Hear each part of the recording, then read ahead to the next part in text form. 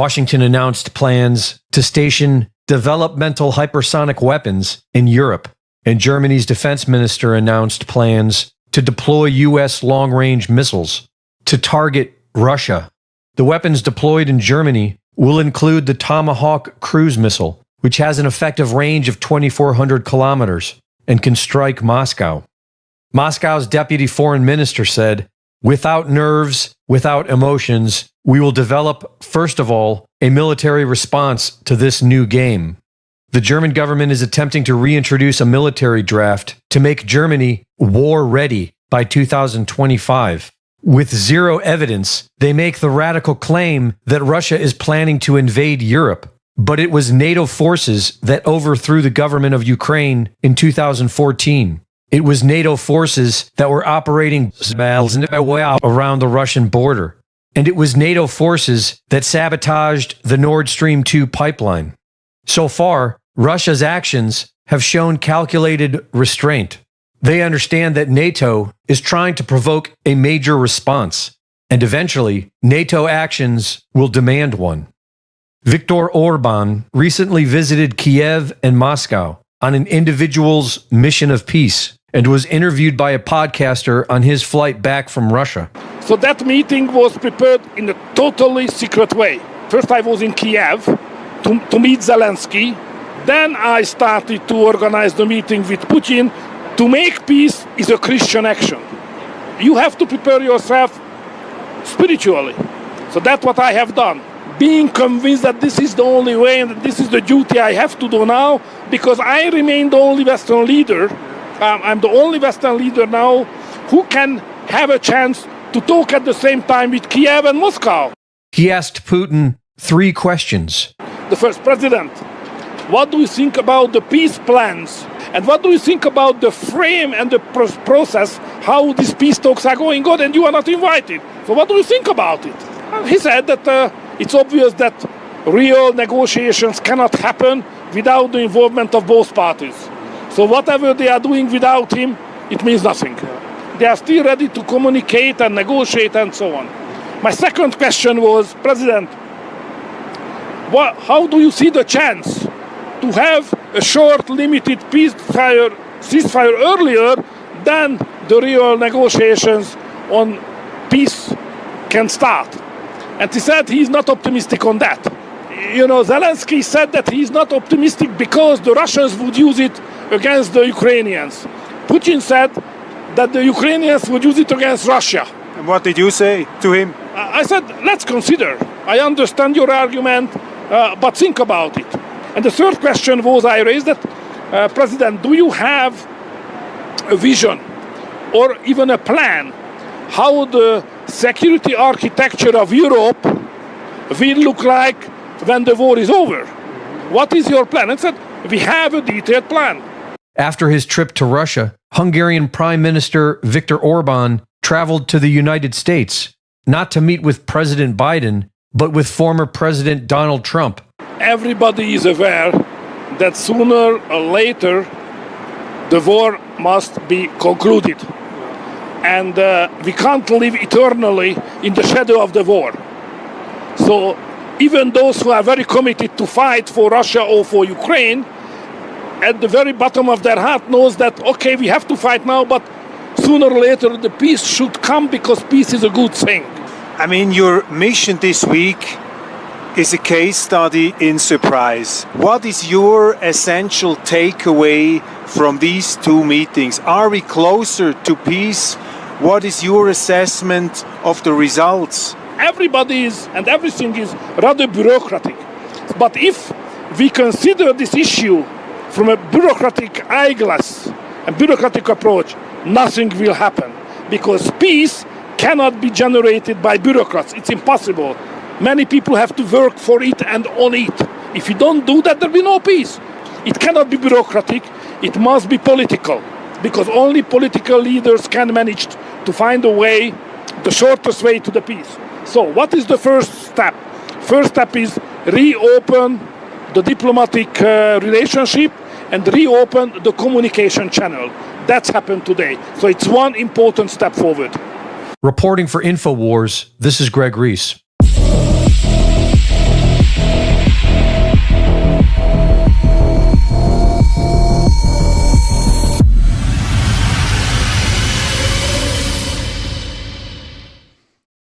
All right. Hello and welcome. It's Doug Diamond here. You have reached another Diamond Report Live. I'm glad you guys are here. Looks like we've got a good crowd of folks here, and it is, 10:06 p.m.? Seems like I always start at 10:06 p.m. on Sunday night, July 14th, 2024. And what a last few hours we've all had, huh?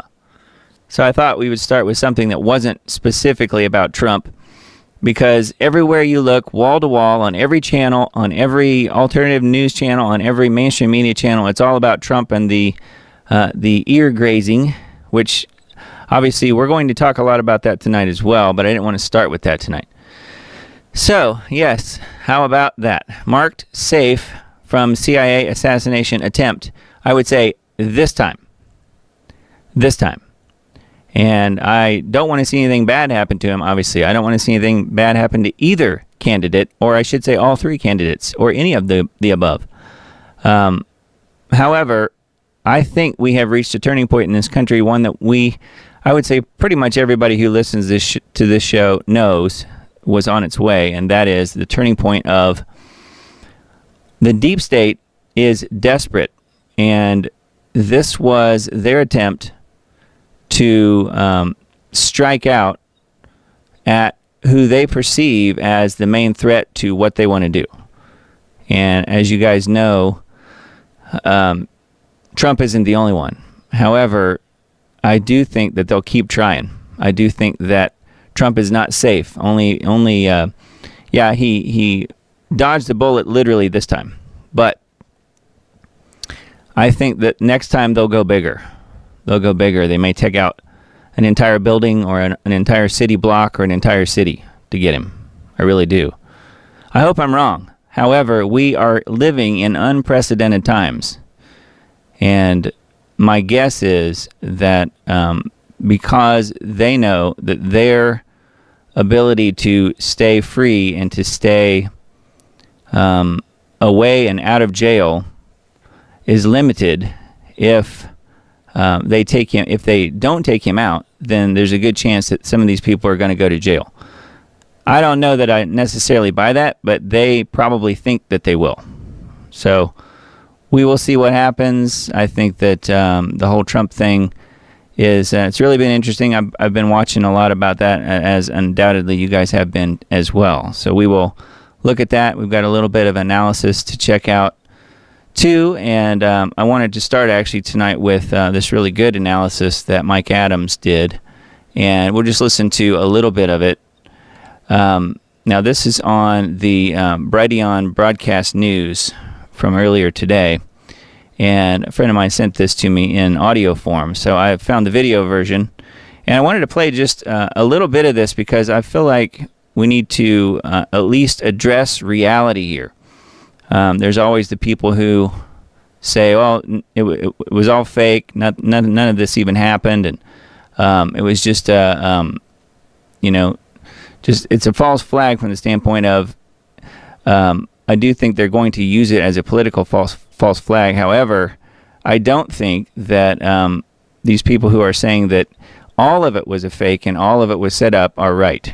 So I think Mike Adams does a really good job here of analyzing exactly what happened. So let's take a listen to a few minutes of this, and I've got an audio analysis of a little bit more than what Mike even talks about here. And a bullet ripped through his ear, and we're already seeing from the vile left, we're seeing denials that this even happened. We're seeing CNN refusing to report this as an assassination attempt. Even fake President Joe Biden refuses to call it an assassination attempt. The entire left-wing media are downplaying it. They're saying things like, well, Trump fell and he's being removed from an event. Well, no, he didn't fall. He ducked after he was shot in the ear. And for anybody who thinks that this is not real, I have a forensic audio analysis I'm going to play for you here today. Because, of course, I'm very well versed in ballistics and also science and physics and so on. And so when I first saw this video, I knew immediately, when I heard it, I knew this was rifle fire. And I'll tell you why in a second, but those who have experienced a lot of rifle fire in their lives, they know what rifle fire sounds like. And I'm talking about incoming distant rifle fire, which is very different than any kind of shots like up close and right in your face. But clearly, I could tell immediately this was not a pistol shot. This was being carried out with a rifle. And the most likely rifle is an AR-15 firing 5.56 rounds of typically like 55 grain or 62 grain. And so I based my ballistics on that. And then, sure enough, a couple hours later, it came out that it was an AR-15 that had been recovered. So it was a 5.56 round. But I'm going to prove to you here that this shooting was actually very, very real. And Trump is incredibly fortunate to have survived this. He dodged a bullet. America dodged a bullet. I mean, Trump was shot in the head. I mean, in the ear, which is attached to the head. But had that shot been 1 inch more to the right, he probably would have been killed. The shooter has been identified. The shooter's dead. Shooter's been identified by the New York Post and others. They're saying his last name is Crooks. Yeah, literally Crooks. Sounds like a made-up name, doesn't it? But who knows? Maybe this is an MK Ultra type of thing. I guess we'll find out more in the coming days. I'm not going to focus on the shooter right now until more information comes out, but rather focus on the shooting itself, demonstrating for you that this is real, and also analyzing the aftermath of this and what this means for Trump, for the election, for Biden, and for America. And my number one concern, here, I'll just lay it out up front here. It's increasingly looking like this was allowed to take place. It looks like the Secret Service and law enforcement, or at least some elements of them, were ordered to stand down to allow Trump to be assassinated. It's either that or just crazy incompetence, but we'll get to that in a little bit. I believe that there's a deep state effort right now to assassinate Trump using like an MK Ultra guy, which is what they tried to do, and then to assassinate Joe Biden using another MK Ultra guy that they would claim to be an angry Trump supporter. And in this way, the deep state is trying to get rid of both Trump and Biden and then roll out a new candidate on the Democrat side, knowing that they can rig the election as long as Trump isn't running, because Trump is formidable, but there's no other conservative candidate that would be anywhere close to Trump's popularity. So that is what I'm thinking is happening right now. Again, I think the deep state is trying to assassinate both Trump and Biden, but we'll get to that more in a few minutes. But first, let's cover some basics of ballistics. So again, when I first heard the video of the shooting, it was a Fox News video, I could hear the impacts of the bullets, which sound like kind of high-pitch pops, followed by the reports of the rifle. Now, people who aren't familiar with firearms or ballistics typically don't understand the following. The bullets are hypersonic coming out of an AR-15. So a typical 5.56 millimeter bullet will leave the muzzle at about 2,500 feet per second, sometimes more, sometimes less. That's typical for a 16-inch barrel and a typical load of 62 grains. But we'll call it 2,500 feet per second. Well, what's the speed of sound? Speed of sound is less than half of that. So speed of sound is like 1,125 feet per second, give or take, depending on ambient air conditions, humidity, elevation, or density, altitude, as it's called in ballistics, and so on.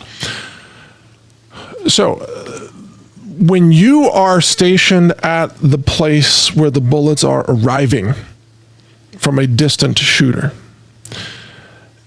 you hear the bullet impacts first, and then you hear the reports of the rifle after that, okay? And the time difference between these two events, and I'm going to play this for you here, show you what this is. The time difference between these two events can be used to calculate an approximate distance of the shooter. And this is what I did, and we were able to confirm forensically the distance of the shooter that is consistent with the shooter on the roof that they shot and killed in response.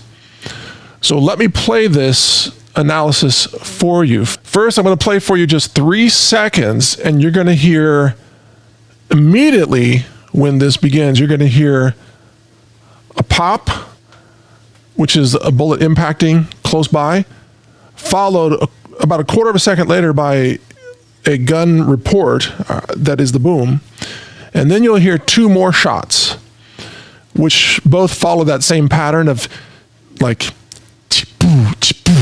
like that, okay? So when you hear the sound, that's the bullet hitting something close, and the is the gun report in the distance, okay? Let me play this for you so you can get a sense of it. All right, did you hear that? It's like boom, boom, boom, okay? I'm going to play it one more time for you so you can hear it again. Let's do it again. All right, you got it? So that's the pattern. Boom, boom, boom. Now remember, again, that's the bullet hitting close by, maybe hitting pavement, maybe hitting another person, maybe hitting something, maybe hitting the bleachers, who knows?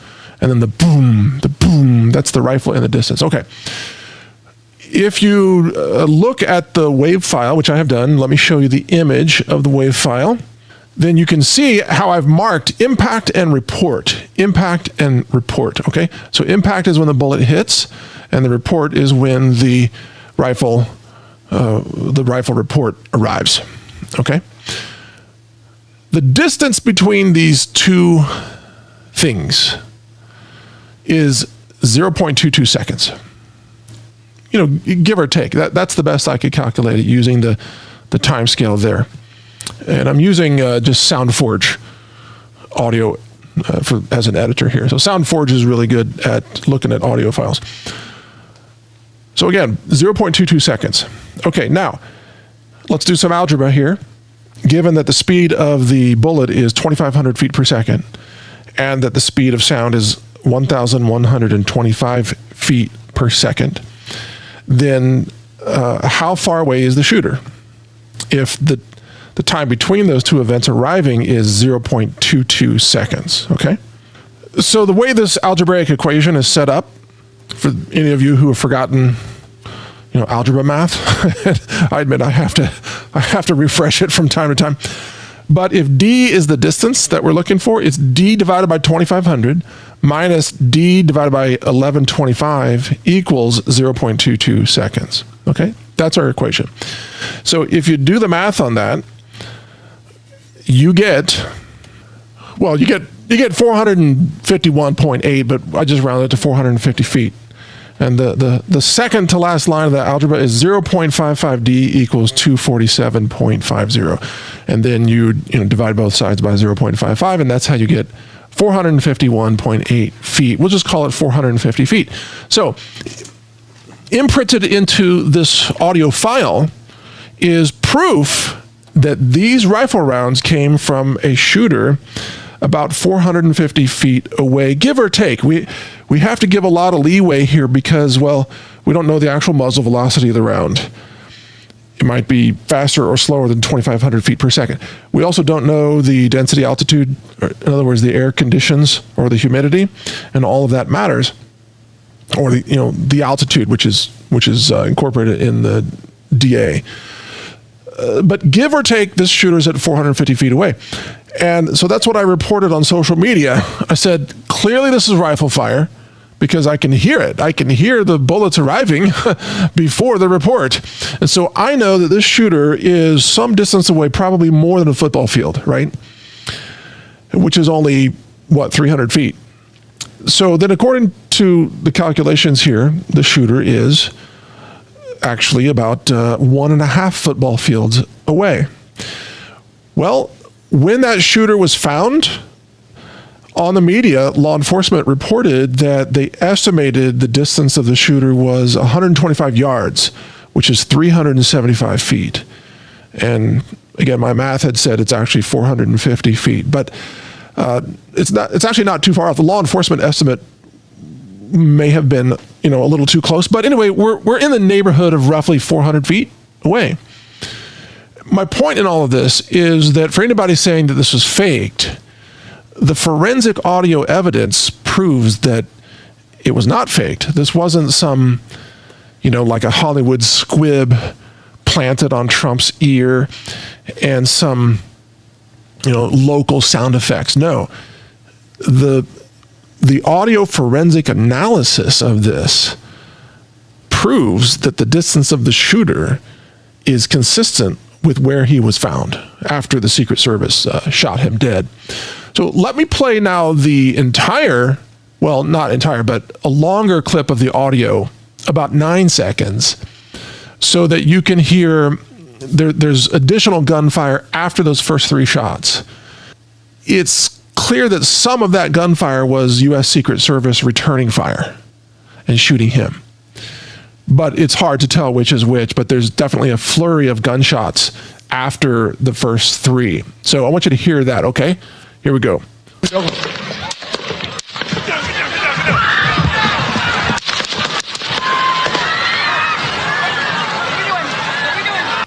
All right, so we don't know if this shooter got off a couple of more shots, perhaps. I could do a little bit further analysis of this audio and probably determine that. But we also don't know how many rounds the Secret Service fired in return. If we knew that number, that would help us make more sense of this. But it really doesn't matter at this point. We know the shooter had a rifle. The shooter fired off at least 3 rounds, potentially more. It appears that the first one of those rounds hit Trump in the ear. And we know that Trump survived this, and then that Secret Service then shot that shooter and killed him. So now I'm going to play some videos for you from this event. Now, the first video that we have here is Trump actually being shot. And notice that he reaches up for his ear because that's where he was hit. But check out this video. And then the worst president in the history of our country took over. And look what happened to our country. Probably 20 million people. And that's a little bit old, that chart. That chart's a couple of months old. And if you want to really see something that said, take a look at what happened.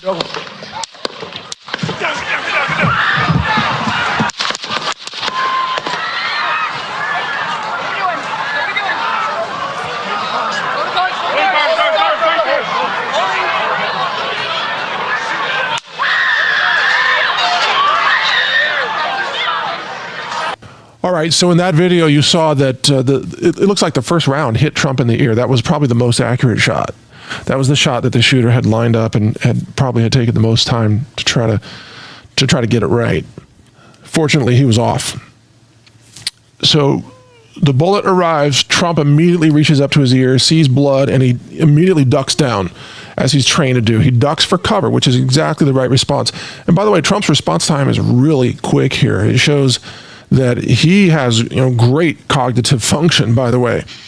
As we've been talking about Joe Biden being barely there cognitively, this being shot in the head is the ultimate cognitive test. Like how fast can you duck and dodge, And Trump, man, he gets an A+ on ducking and dodging. I mean, he took a shot and then he hit the dirt, which is exactly what you're supposed to do. Okay. Obviously, that's a really long video, but I wanted to show you guys some of that. I thought Mike's analysis of the forensic audio there was really interesting. And I took the same exact audio, the audio from this very show that he's talking on, and put it into SoundForge myself, which is a program that I use. And this is... I just made a couple of marks in it here so you could kind of see what's going on. So let me show you guys. This is kind of what I did was enhance the audio. As you guys may or may not know, I'm an audio engineer, and so that's what I do for a living. Not really forensic audio, that's a whole different thing. But mastering and mixing and things like that, primarily music and spoken word. So, but I definitely know my way around an audio editor, and I wanted to show you guys, this is kind of the enhanced version of it. Look what happened.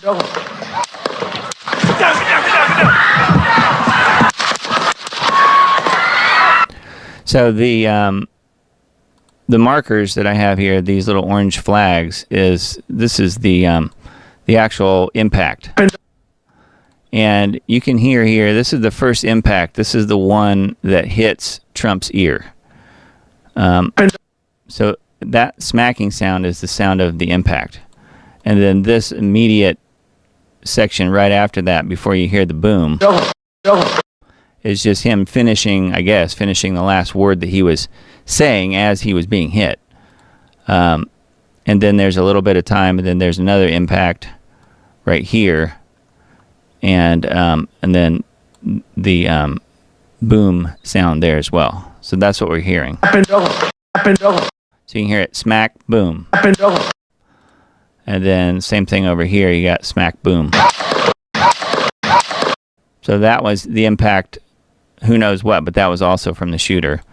And then this is the third one of it impacting something or someone. Obviously, we know several people were hurt and one man was killed. So the other thing I found semi-interesting here was somebody yelling,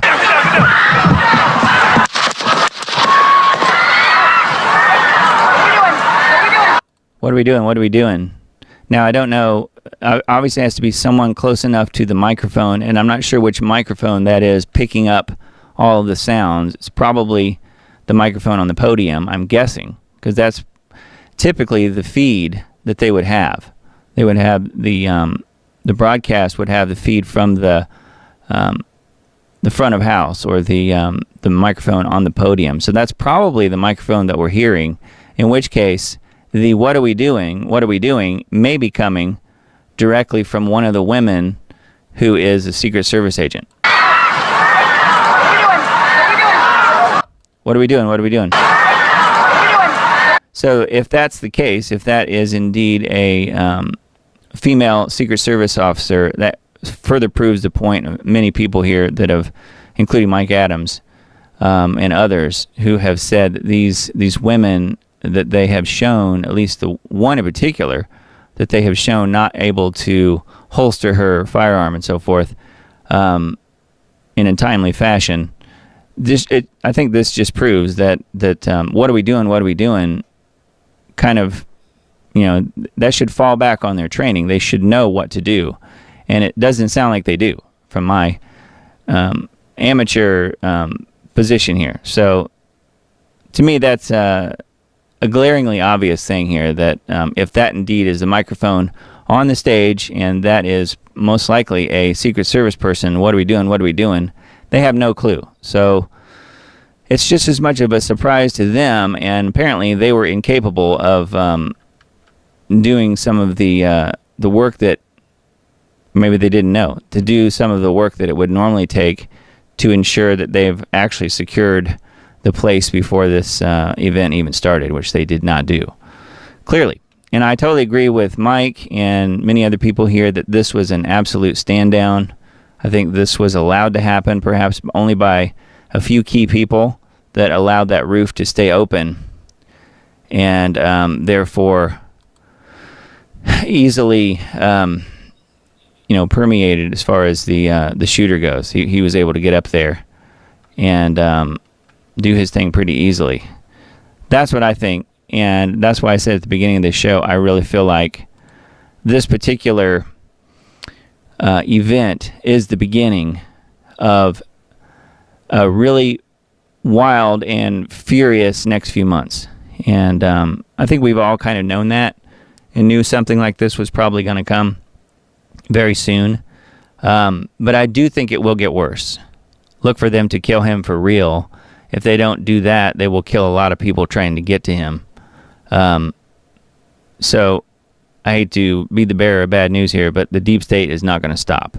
So these people that are saying either it wasn't real, or going another step further and saying it wasn't real because if it was the deep state, they would have killed him, I think are completely wrong. Because the deep state isn't perfect, and obviously they make mistakes, and they don't anticipate God and his angels. Now, do I think Trump is protected by angels? Yes, I do. I think we all are protected by angels. I've had, as you guys know, my own situations in my own life where my life was protected, and I shouldn't be here either, just from a car accident about 8 years ago. So I do know for a fact that we do have our own protective angels. I think Trump has his own too. And is that what happened? I don't know, but to me that would make the most sense. So anyway, I wanted to bring that forensic audio up just because I felt like that was a really good proof saying that indeed this thing was real, and I don't think Trump was acting. If he was acting, he's an incredibly good actor, and I don't think he's that good of an actor. If he's even an actor, which some people claim that he is. Which, he did have a TV show, so I'll give you that. But just because you have a TV show doesn't mean you're an actor. It means you have money. That's how that works. So anyways, some of the headlines over on Hal's website says there's examples of demonic Democrats angry that Trump survived. And we won't play these because I don't really want to give them any more publicity here. But, you can imagine. A collection of vile, physically ugly people. It says, well, this is Hal's op-ed piece on his site about that, and Twitter was full of them yesterday when the shooting happened, people that were angry that he was not killed. So I thought this one was pretty interesting, and I know the Gateway Pundit had a very similar article to this. It says Trump was literally inches from having his brainstem torn out out of his skull by the assassin's bullet. You can see here how he turned his head and where the bullet went versus where it could have gone if just a second earlier. So, very strange, but that easily could have happened. Claim police sniper had Trump shooter in sight 3 minutes. Secret Service refused permission to shoot. So there's a pretty good shot of the guys on the roof, and I've got some video of that as well that we will look at that was posted to Twitter that I have found, and Hal may have it embedded here. I don't know. No, I don't see it. It says person claiming to be Jonathan Willis, who says he's a police officer in the now famous photo of police snipers at the Trump rally, said he had the Trump shooter in his sights for 3 minutes, but Secret Service refused permission to take him out. In a posting on social media, a user writes the following: "My name is Jonathan Willis. I'm the officer in the famous photo of the two snipers on the roof of the Trump rally. I came here to inform the public that I had the assassin in my sights for at least 3 minutes, but the head of the Secret Service refused to give the order to take out the perp. 100%, the top brass prevented me from killing the assassin before he took the shots at Trump." So there you go. That right there proves beyond any reasonable doubt, even if you had any. If you believe this guy's, what he's saying here in his posting. And I tend to. That definitely fits common sense here. Total common sense. And that is that whoever, it would have only taken a few people, or maybe only a person or two on the Secret Service team to stand down and not do anything and prevent the local guys or prevent the Secret Service guys from doing their job, the guys who were there to actually protect Trump's life. And so God stepped in and protected. He protected it. And, I think those protective angels were around Trump that second. And he turned his head just right to where it grazed him and hurt him, but obviously, as you'll see in a minute here, he was back out on the golf course today. So I'll show you that in a few minutes. I was a little surprised to see that. Just another day in the office, I guess, if you're Donald Trump. Anyways, I say all that to say that really I think that the main thing that we need to be watching out for is that is the first rung on the ladder. The next rung will be even bigger. They're going to have to go bigger to try and get this guy. And no, I don't believe that Trump is himself deep state, or they wouldn't be going through all of this effort if he was truly owned. Now, do I agree with a lot of Trump's politics? I agree with some of it, but I don't agree with all of it. just like I don't agree with 100% of really anyone other than Jesus Christ himself and the Bible. But yeah, I mean, he definitely has his problems. He wants Israel to be able to run roughshod over the entire world. I think that's wrong. But he is taking the right stance here on Putin and what's happening between Ukraine and Russia and all that. I do feel like, at least with between Russia and Ukraine, he's definitely got. I think he's got a good point in that war would probably basically be over if he was in. So the deep state can't afford that to happen. They don't want that to happen. So therefore, take out Trump. So anyway, let's keep moving here. We've got a lot to look at tonight, so we won't devote the entire show to Trump. But I do feel like it's important because it's just a sign of the times that we are in. This is the dangerous world that we are all living in right now, and it's about to get a lot more dangerous, I'm afraid. All right, need to know.news. Creepy supercomputers with lab-grown human brains funded by WEF scientists. That sounds appealing, doesn't it? Final Spark, a Swiss tech startup, has created biocomputers that use a series of small lab-grown human brains for power that only need a fraction of the energy required to power a traditional computer. I think I reported on this a few weeks back. This is a different article on a different site, though, so we'll read through this a little. The company boasts that 16 of these lab-created brains use 1 million times less power than the traditional silicon chips that power such systems, while the creators claim that the mini brains are not sentient. They are using dopamine as a reward and irregular electrical activity for punishment. Some critics say they are enslaved. The mini brains can now survive for 100 days before essentially being worked to death. Wow. The scientists' work is being funded by the globalists at the World Economic Forum, because that's what they do. Anyway, yeah. Creepy supercomputers with lab-grown human brains. So exciting. Facebook and Instagram expand hate speech policy and remove posts targeting Zionists.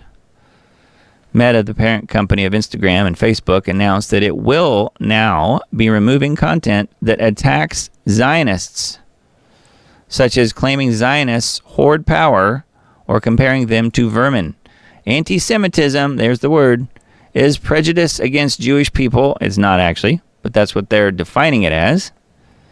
And Zionism is the belief that a Jewish nation should exist. I think it's worse than that, don't you? Not all Zionists are Jewish, nor are all Jewish people Zionists. That is true. However, since Hamas's October 7 attack on Israel, many institutions and platforms have grappled with the differences between anti-Semitism and anti-Zionism, frequently conflating the two and deeming any criticism of Israel as the dreaded hate speech. The new policy will likely further silence pro-Palestinian voices in the lead-up to Meta's policy change.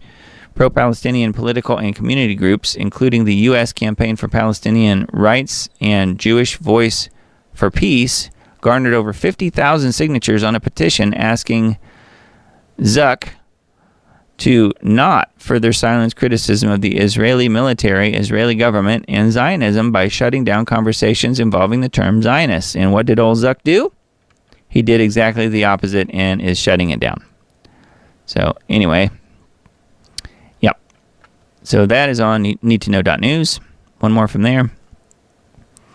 Full village living off land and craft like modern Amish. 350 families and growing. Don't tell Bill Clinton and the team.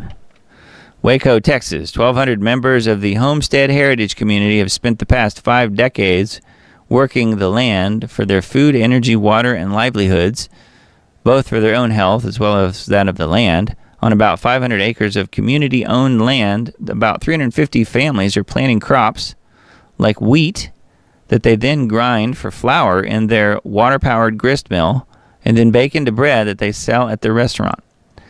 They have dozens of hand looms for weaving their own clothing, jackets including.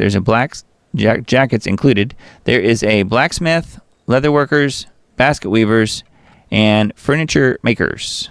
The members of this agrarian and craft-based intentional Christian community aim to be as self-sufficient as possible in as many ways as possible.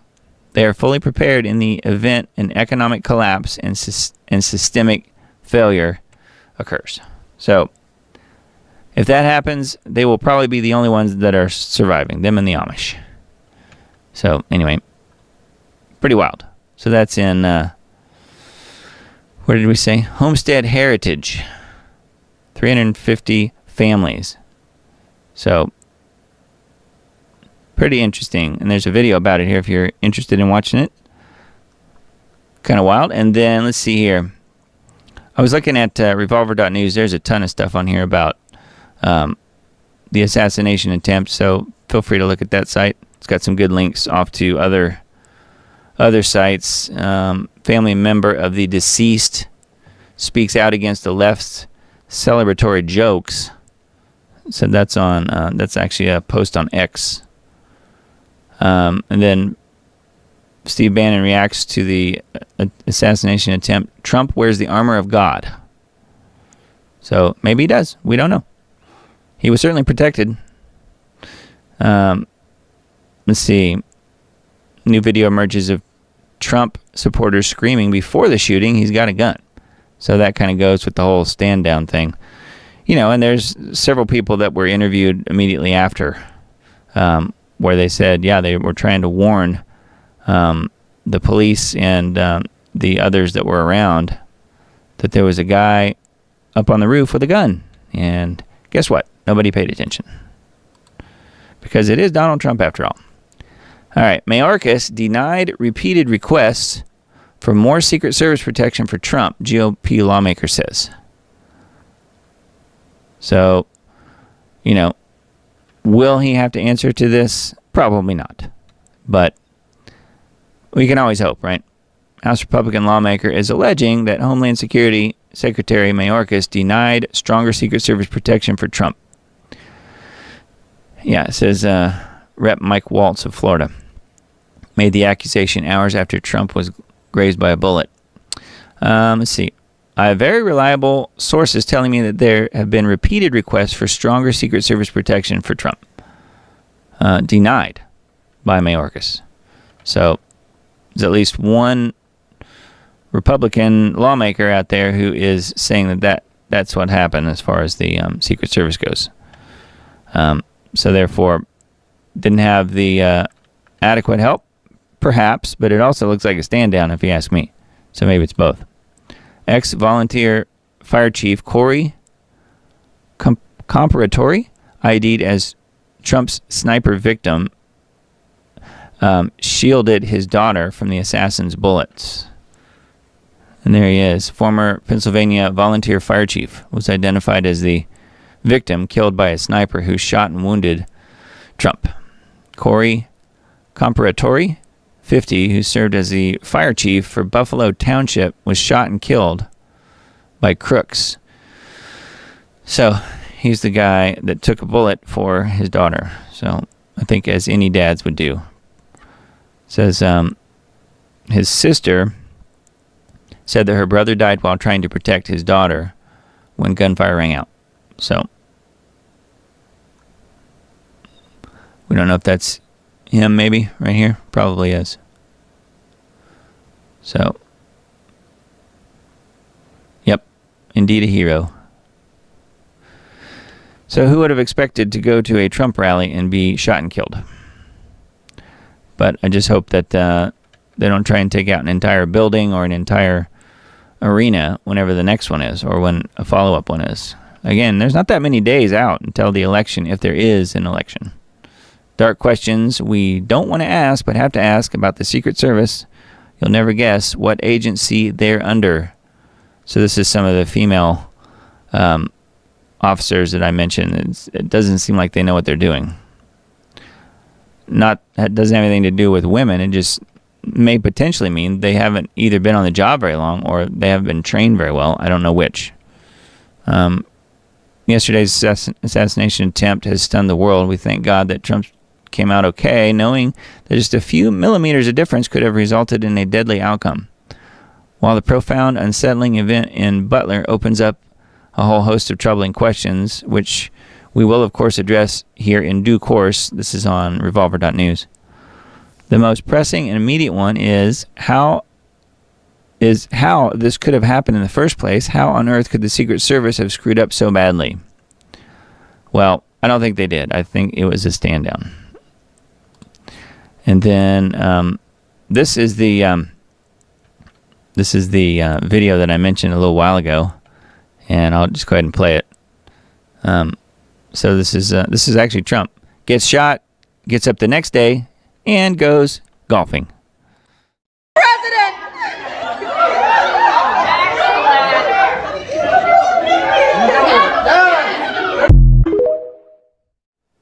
So who knows? I mean, I guess that footage could have been taken some other time. Who knows? But it was actually posted today. So yeah, he was out on the golf course. It's probably true. I've seen it played in some other outlets as well. So my guess is it probably is from today. All right, and then let's see, Zero Hedge headlines. We'll take a look at those. Malice or massive incompetence. This seems to be the talking points that most people are using. I think it's definitely malice. It says Eric Prince gives detailed assessment of Secret Service failure. That was a complete disaster. Biden snaps in meeting called to reassure the House Dems. Is the U.S. dollar really too big to fail? No, definitely not, I don't think. Musk reveals multiple assassination attempts. Says time to build a flying metal suit of armor. Yep, that's an original idea, huh? Biden halts Trump is Hitler ads after assassination attempt. Yeah. So, yep, they've definitely taken a little too far. We got some funny memes to look at tonight, too, so stay tuned for those. Discern Report headlines. Former NYPD chief calls for independent commission to probe assassination attempt. So, you know, people are going to get lost in these details, which I guess it does need to be done. However, you know, 9 times out of 10 with the Biden administration investigating itself, they will find that there was no wrongdoing, I'm sure. Local police officer confronted attempted assassin Thomas Crook on the roof seconds before the attack. That's more of the story that you may have heard about, that he confronted the guy with the gun, and the guy with the gun points it at him, and then therefore he backs down, and then he's allowed to go ahead and shoot. So, anyway, quite a few headlines on Discern Report, discernreport.com, technocracy.news. George W. Bush laid the pandemic foundation for a technocrat and corporatist coup in 2007. It was a Republican, I would say in name only, President George W. Bush, who laid the foundation for the 2020 technocrat coup d'etat. It was a Republican, President Donald Trump, who committed the military to roll out Operation Warp Speed to create a quasi-martial law throughout America. It was Obama, a Democrat, who rolled out smart cities and the smart grid. It was Biden, a Democrat, who finished the destruction of America. Technocrats are no respecters of political parties. Nope, that's because both parties are owned by the same group. It's the Uniparty, after all. All right, and then let's see. Next article on technocracy.news. The UN Cybercrime Convention is a blank check for surveillance abuses. The only way to stop the United Nations from meddling in world affairs is to throw the entire organization into the Atlantic Ocean. Of course, that will never happen. The Electronic Freedom Foundation is tracking the UN Cybercrime Convention and notes that it poses a global threat to cybersecurity and press freedom, and UN member states must reject it. If ultimately passed, it will end free speech worldwide by criminalizing criticism of all United Nations narratives. Yeah. And I would say also the agenda of the Antichrist. All right, and then the third article I've got posted here. AI is hacked. Skeleton key exploit can unlock safety measures. This exploit has been discovered to work in virtually all LLM AI systems because, after all, they are modeled after human intelligence. There is no reason to trust any AI algorithm again, ever. But you know that its technocrat creators will not worry about collateral damage along the way to AGI, which is Artificial General Intelligence, and ASI, Artificial Superintelligence, because they have no ethical guidelines in the first place. Thus, expect AI to scramble the world in a few short years. Scramble the world. So those are all articles, headlines on technocracy.news. It's a good site. And then reclaimthenet.org. Look at these headlines as well. Biden appoints social media censorship advocate to White House digital strategy team. The Biden administration and censorship go hand in hand. Yes, they do. Meta's creepy skin deep security idea. Meta's invasive biometric security measures as a disturbing overreach into personal privacy. Social media facial recognition expands. Secret law enforcement searches double. Clearview AI's mass facial recognition database continues to expand, sparking intense debate over privacy and surveillance. They're always just debating about it. They're just talking about it. They don't actually do anything about it. Fourth Amendment under fire. Court Dems. Google location data, fair game. Says the court determined that users have no reasonable expectation of privacy and voluntarily shared location data. Wow. So people don't necessarily want their privacy about their location data. I don't know if that describes you guys or not. It certainly does not describe me. Nearly all AT&T customers are affected by a massive data breach. What to do next? Even those who interacted with AT&T customers are at risk. So there you go. Pretty much everybody. AT&T has been hacked yet again. This is yet another data breach. This happened about a month or two ago, and now it's happened again. This is not the same one. Biden admin tries to stop anti-censorship injunction in Kennedy v. Biden censorship lawsuit. The administration faces mounting accusations of pressuring social media giants to curb dissenting voices. So there you go. Those are the headlines on reclaimthenet.org. And then the Liberty Beacon, I noticed that they have a ton of Trump news on here as well, assassination attempt news. I didn't have anything pulled up in particular on here, but it's certainly worth a look if you guys want some different perspectives. I think they do a pretty good job. So there's quite a bit here, obviously, on the libertybeacon.com. And then on RT, pulled up this article. Eliminate him, a look at the violent rhetoric against Trump before he was shot at the rally. The former U.S. president faced a barrage of threats from the left. Yeah, well, that's just what they do, first and foremost, and it's okay if they do it, secondly, right? And they're not going to stop. They might let up for a day or two while this kind of blows over, and then it'll be right back to it again. Mark my words. Off with his head. You guys know about this. The whole thing with Kathy Griffin. Take him out. Speaking of MSNBC, which is what this first one was talking about. After Trump formally announced his presidential campaign last year, Dan Goldman declared that his fellow New Yorker cannot be allowed to see public office again. He's not only unfit, he's destructive to our democracy, and he has to be eliminated, is what this guy's saying.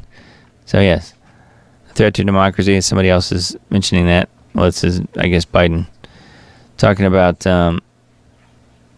says he's a genuine threat to this nation. So, and then they sit back and wonder why something like this happens. Well, it was allowed to happen.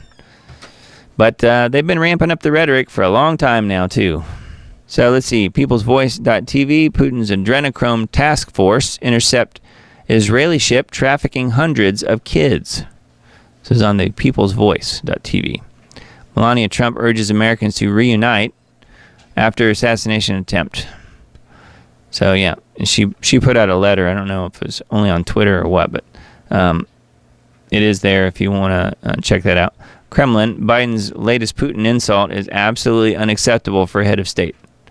Yeah, well, he can get away with it because he's Dementia Joe, and he's allowed to do anything he wants. Secret Service given stand-down orders before Trump assassination attempt. Yeah, for sure. Top Russian scientist warns world is on the edge of an abyss. Hungarian President Orban, we saw him in the opening video tonight, exposes Soros plot to replace Europeans with illegal migrants. Sounds a little bit familiar, doesn't it? I think that's happening everywhere, at least in the West. James Woods blasts MSM. You wanted Trump dead, you've got blood on your hands. Yeah, but they won't listen to him because he's just crazy James Woods. They didn't do anything wrong, they claim. Wealthy residents are considering leaving France. Bill Gates backs company that makes fake butter from CO2. CO2 butter. That does not sound very appetizing. Trump leaves hospital after assassination attempt. So, yeah, he's back at his home in New Jersey, this said. I think he was heading out to Milwaukee pretty soon. So anyway, that's on the People's Voice. Information Liberation is more about the volunteer firefighter Corey Comparatori died shielding daughter from bullet. Secret Service Director Kimberly Cheadle focused on hiring women and boosting diversity. So there you go. I was kind of bringing that up earlier. So here's an article about that very issue. Gunman who shot Trump identified as 20-year-old Thomas Matthew Crooks. What a perfect name for a shooter who can no longer plead his case or talk to anyone because he is no longer with us. Conveniently taken out. So quite a bit here about the assassination attempt, and then let's see. They have a lot on here usually about Israel as well. What's going on between Israel and Gaza. So there's all of that. And then let's see. I found that picture and thought that was kind of interesting. This is the new guy, the new PM of Britain with his little hat. So, take that for what it's worth. Biden floods Ohio town with 20,000 Haitian migrants, 10 to a bedroom. Residents of the west central town of Springfield, Ohio, are demanding that their city council do something to stem the tide of Haitian immigrants that have flooded the city, especially in the aftermath of the death of a child in a school bus accident caused by a migrant driving illegally. So yeah, town situated just west of state capital of Columbus, Springfield, Ohio, has been a target of Haitian immigrants since at least 2014. So this has been going on a while, I guess, there. Why there, I don't know. But anyway, that's on Breitbart. That's where that one is. And then this one, Meta expands hate speech policy to remove more posts targeting Zionists. I mentioned this earlier. This is just more info on The Guardian. And then got a few memes here. The world according to Joe Biden. This is Vladimir Putin. And this is VP Donald Trump. Right? Which you can kind of see him there with. He looks a little feminine in that picture, but I don't know. And this is Mexico, and then this is the smartest man that he knows. So that's the world according to Joe Biden. Thought that was kind of funny. And this one, sir, the antidepressants kid missed, and now they got a bunch of gnarly photos. So that was happening probably last night or earlier today in the big meeting room. So yeah, the Situation Room. And this is what mainstream media was reporting, at least initially. Now, I did take it upon myself. I shouldn't have, but I did watch a few minutes. I had it on for a while of CNN today just to see what they were actually saying, see if they were still going with this report that he just fell. But no, they were actually calling it what everyone else is calling it, an assassination attempt, which, of course, is what it was. But this was what they had put out, I guess, initially. Secret Service rushes Trump off stage after he falls at a rally. No, he was ducking bullets, flying over to and grazing by his head. Follow that up with another CNN recent story, apparently. JFK falls really, really hard at a rally in Dallas. So that's also from CNN when JFK fell. And I saw this and thought this was worth repeating. It's a family show, though, so I will bleep the expletives, but you get the point here. How the F can you say he's literally Hitler and democracy is on the line, but we wish him a speedy recovery and political violence is never acceptable? That's a pretty good point. If you've been saying any of that insane Shiite, then at least have the integrity to admit that this is the logical conclusion of your lies. Yes. But I don't think they will. I don't think they will. There's nothing logical about them. What do you mean they missed? That picture was just taken this morning, I guess, in her house. When she found out, she's very disappointed. She will be the next president. Mark my words. I'd love to be wrong. Gaffe machine strikes again. Biden introduces Zelensky as President Putin at the NATO event. Yes, he did do that. I saw the video. So it's embedded here. I won't bother playing it for you. I mean, everything out of his mouth is a gaffe. He is President Gaffe. Grid down. California utility provider cuts power off to thousands amid wildfire threat. That's pretty handy. One of California's biggest utilities made good on threats to cut off power in some parts of the state on Tuesday morning in an attempt to address wildfire risks. This is dated 7/12. Says after warning on Monday that there could be deliberate outages. They do this on purpose, by the way. I lived in California. We had rolling blackouts even back when I lived there in the early 90s. After warning on Monday that there could be deliberate outages in parts of Northern California and the San Francisco Bay Area, Pacific Gas and Electric cut power to roughly 2,000 customers across 8 counties as well as one tribal community. The outages, which are known as Public Safety Power Shutoffs, PSPS. They have a little acronym for it. Public Safety Power Shutoffs. They're only safe when they shut the power off. Yeah. Says although the company originally believed that around 12,000 homes and businesses could be affected, they ultimately only needed to shut off 2,000 customers. Yes, but those 2,000 customers will still get their bill, I'm pretty sure. They should give them a month of free electricity. Anyway, that's on Natural News. Russian political scientist warns the world is on the edge of an abyss. I mentioned that earlier from, I think it was People's Choice, but this is on, maybe referencing it actually. Let's see. Nope, it's on RT, on Natural News as well. Country in collapse. 46,000 Israeli businesses have shut down since October the 7th. Another stand down, right? 46,000 Israeli businesses have been forced to close due to the ongoing war and its devastating impact on the economy. Wow. Sounds like Daybook 2.0 as far as Israel goes. Shutting down the businesses. U.S. built $230 million floating pier. I reported on the pier multiple times on this show. In Gaza to shut down after just 2 months. $230 million floating pier built by the U.S. to provide humanitarian aid to starving Palestinians is shutting down after just 2 months of barely being operable. It was money well spent. It says the White House claiming that the U.S. Navy is having trouble distributing relief goods due to looting and inclement weather. Yeah, it's the weather's fault.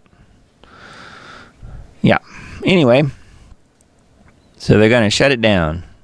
Can't afford to keep giving those people help. I mean, after all, it is Gaza we're talking about. They're supposed to just die. That's what they want them to do. No, Joe Biden is not in charge of the federal government, but has any president since November 22nd, 1963 really been in charge? You could probably argue that it goes back even further. So this is talking about fake President Biden making more embarrassing gaffes in his so-called big boy press conference. I like how everybody was calling it the big boy press conference. He's put on his big boy pants, supposedly, which I don't think he actually did, but they're saying he did. And he's going to grow up, but I don't think that's what's actually going on here. So, yeah, he referred to Zelensky as President Putin. What a freaking freakazoid. All right, headlines on Wine Press News. It's a site that I often cite on this show. I think they do pretty good work. New Zealand launches digital ID regulator, allowing businesses to facilitate goods and services. Digital ID regulator. So yeah, and then there's, let's see here, some of the headlines flashing by here. Meta files patent for user authentication using combination of vocalization and skin vibration. Hack attack, says AT&T again, says nearly all of its customers' private data was hacked and stolen. Pretty convenient. Textbooks integrated with generative AI begin to roll out in over 1,000 universities in major shift in education. So AI will be teaching your college students soon. BMW is charging over $100 subscription to use high beams in car, no longer a given feature. Wow. So you have to subscribe to get brights on your lights if you're a BMW driver. Which I never have been, never even been in a BMW, let alone own one, but wow, that is crazy. Attacks against raw milk persist after media claims dozens were sickened with salmonella in California. I was figuring that would be bird flu related, but it's not. Texas is building $200,000 shacks that look like a concentration camp, kind of like communist housing meets corporate housing. Las Vegas' famous MSG Sphere represents the technological feat and hubris of America. Serbian president expects world conflicts to escalate in the coming months. I think so too. I was just saying that. Warns of biggest geopolitical crisis since the Second World War. Helicopter sprays Pennsylvania with thick brown liquid to control flies. Wonder if any of it made its way onto the shooter. Goldman Sachs fails Fed's stress test, reveals other banks are on shaky ground. No surprise there. So there's quite a bit here on this site. Morgan's Cash, JP Morgan Chase announces they will charge customers for having a checking account. So there you go. Winepress News, winepressnews.com. Let's see. Thought this was pretty funny. This is our comedic break here for a minute. It says, I asked AI to create a photograph of the nations of the world as if each were a person. Here are the results. So there's a bunch of them, but let's just take a look at some of our results of the AI creating the entire country or all of these different countries as the embodiment of a person. So this is the United States of America, right there. There it is. This is Canada. So for all my Canadian friends out there, this is what AI thinks of Canadians. It gets better as we go. This is Mexico. Note all of the powder all over this guy. I don't think that's sugar. Wow. There's England. France. Pretty accurate, I guess. Got the guy back here. I'm assuming probably a North African or something. There's China. Got the little kid with the sneaker. So yeah, probably made that himself. That's my guess. Here's Japan. Pretty accurate. Except it's an old guy marrying an emoji. Avatar, I should say. Here's India. Got the rat soup. Here's Australia. Pretty interesting. Hopefully she'll be a little more careful. Here's New Zealand. So this is what AI thinks the embodiment of these particular countries and what they would look like. Germany. That's probably not all that inaccurate. The best one so far, in my opinion. Russia. Yeah, that's pretty funny. Here's Ukraine. Please help. That one is probably the best one. That is hilarious. That's Ukraine. There's Congo. No, that's the Republic of Congo, I guess, right there. Here's Ireland. I'll speed up here just so we can get through them all. The Netherlands. Sweden. Yep. Haiti. Got the baby back ribs there. Assuming that's probably human ribs. I don't know. Spain. Yeah, that's what Spain's known for. Afghanistan. Italy. Denmark. Luxembourg. That's funny. Brazil. Saudi Arabia. Pakistan. That's pretty funny. Algeria. Notice the Eiffel Tower back there. Scotland. There's what AI thinks Scotland looks like. Hungary. Interesting. Thailand. South Africa. South Korea. North Korea. That's not really wrong. Pretty funny, though. And last but not least, Israel. I think AI is anti-Semitic. What do you think? So, looks like there's others.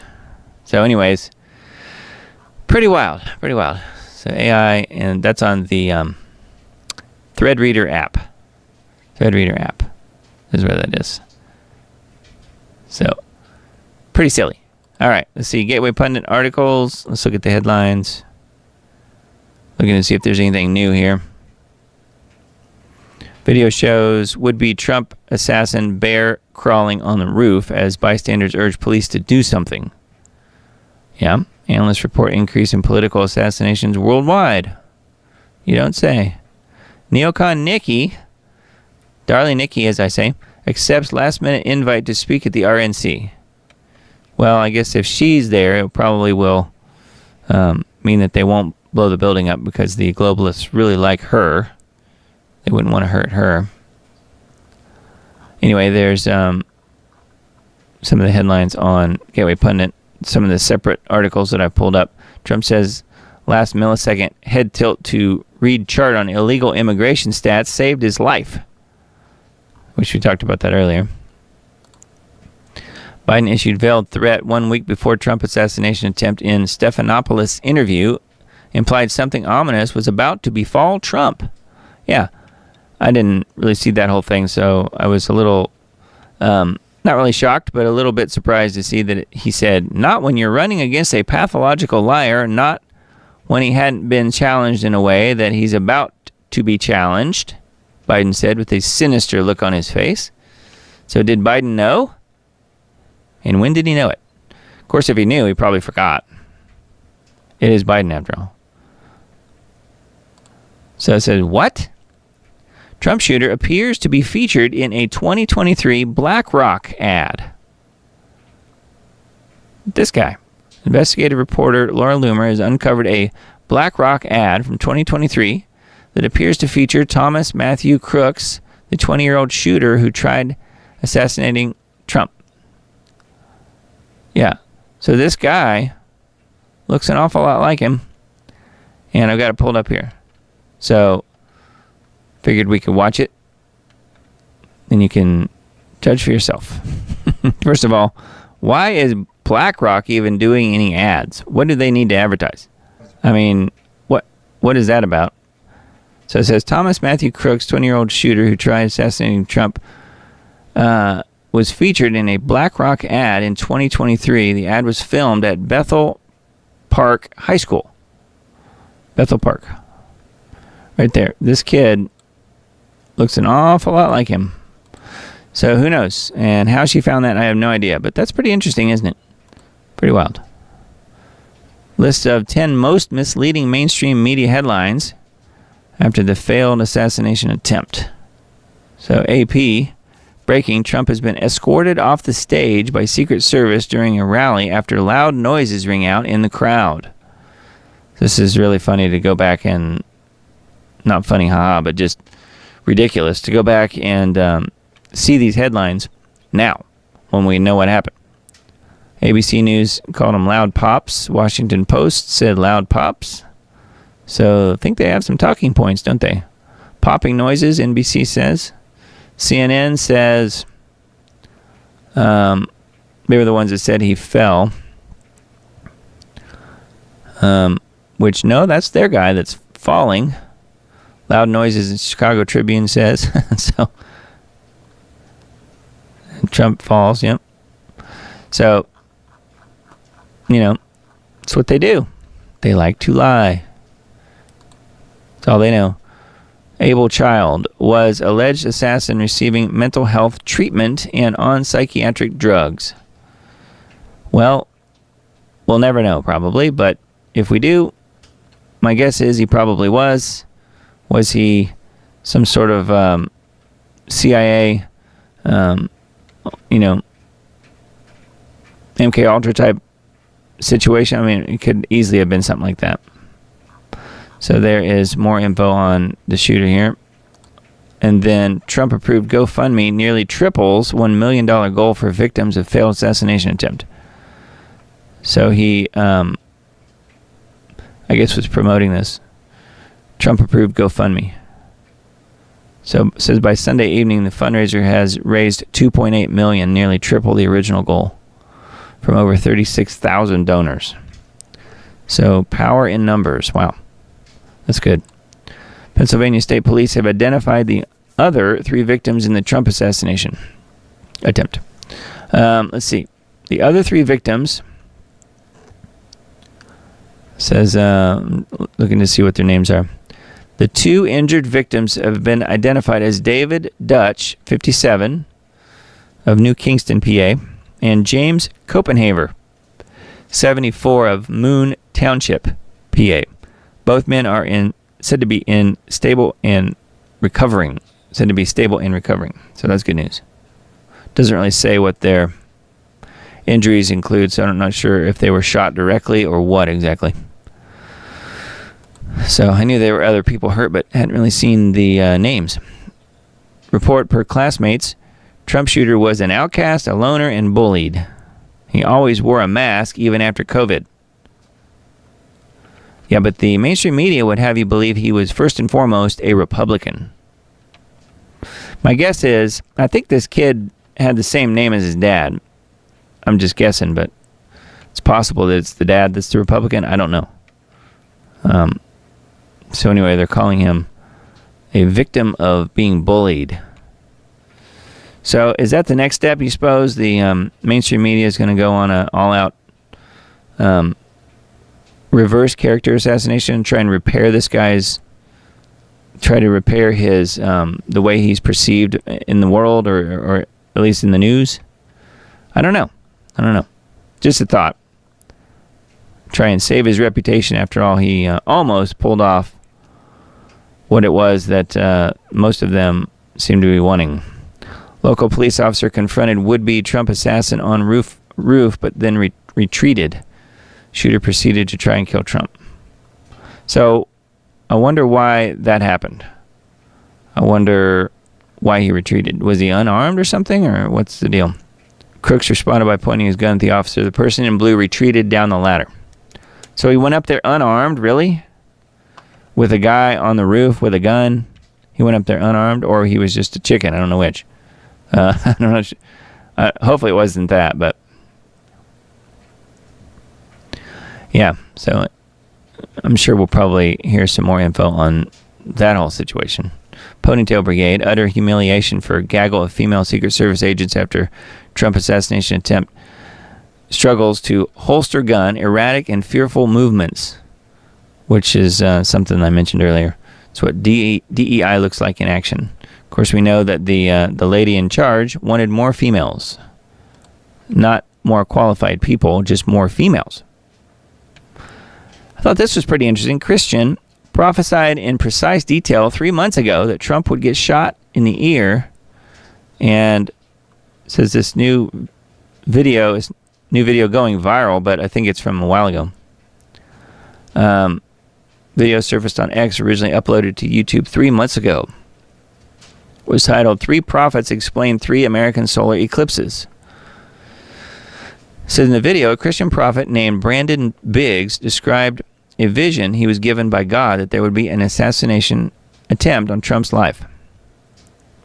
Beginning at the 11-minute mark. Oh yeah, I was going to mention that the I don't know if you saw it, but the precise moment that Trump was hit with the graze of the bullet was right at 6:11 local time.